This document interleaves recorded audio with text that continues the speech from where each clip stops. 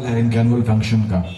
और मैं हर साल पटना में ही होता हूँ इस वक्त, और यहाँ चला ही आता हूँ क्योंकि एक जुड़ाव सा है।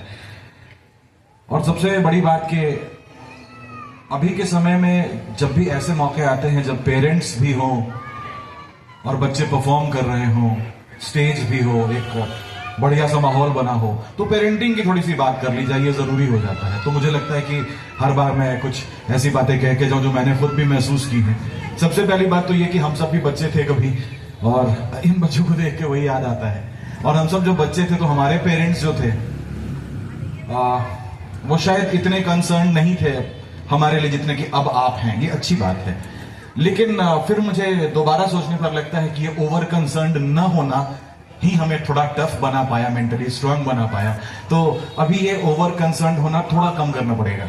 ये मैं सलाह के तौर पे कह रहा हूं। मैं भी अभिभावक हूं, मैं भी पेरेंट हूं, मैं भी वालिद हूं किसी बच्ची का। तो मुझे पता है कि ओवर प्रोटेक्टिव होके ना हम अपने बच्चों की जिंदगी को थोड़ा सा टफ बना रहे हैं। अभी आप पढ़ रहे होंगे अखबारों में हर रोज कि जनरेशंस बांट दिए गए हैं उम्र के हिसाब से, जैसे जेन जी, जेन अल्फा, है ना। बहुत सारे जेन जी जो 1997 से लेकर 2010 तक पैदा हुए वो जेन जी हैं, और उसके बाद मतलब 2010 से लेकर 2024, 25, 26 तक जो हुए वो जेन अल्फा हैं। हम लोग मिलेनियल्स हैं जो 1980 से लेकर 1990 के दशक के बीच में पैदा हुए। तो हमारे पेरेंट्स जो थे वो वक्त अलग था, वो पेरेंटिंग अलग थी, है ना। पिताजी से डर लगता था, है ना। जो भी बात कहनी होती थी माँ के थ्रू पापा तक पहुंचाते थे, ऐसा ही था ना। अभी हम सोच भी नहीं सकते, जैसे हमारे बच्चे बोलते पापा ये ला दो, बाप रे, चेहरा उड़ जाता, गर्दन उड़ जाती। ला दो पापा को बोल ही नहीं सकते थे। हम लोग अपने पापा के चैंप नहीं थे, और हमारी बहनें हमारी पापा की प्रिंसेस नहीं थी।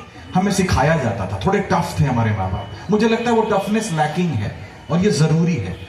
दूसरी चीज थी, हम अपने ग्रैंड पेरेंट्स से अटैच थे ज्यादा।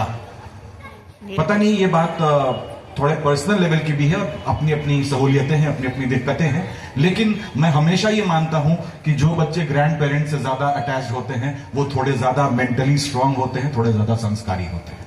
ये होना चाहिए। कई बार दिक्कतें होती हैं, परेशानियां होती हैं कि आप नहीं कहीं बाहर काम कर रहे हैं, ग्रैंड पेरेंट्स कहीं और रह रहे हैं, लेकिन इतने भी बिजी नहीं है आपकी साल में 1-2 बार उनसे न मिला पाए, क्योंकि वो जो तरबियत देंगे ना उन्हें, वो हमारी औकात नहीं है देने की, हम नहीं दे सकते। वो जो चीजें सिखाएंगे ना वो हम नहीं सिखा सकते। मसलन उदाहरण के तौर पर यहां बिहार में जो भाषाएं बोली जाती हैं, भोजपुरी, मगही, मैथिली, वज्जिका, अंगिका, यही भाषाएं हैं ना हमारे यहाँ। तो हर भाषा में अपनी अपनी लोक कथाएं हैं।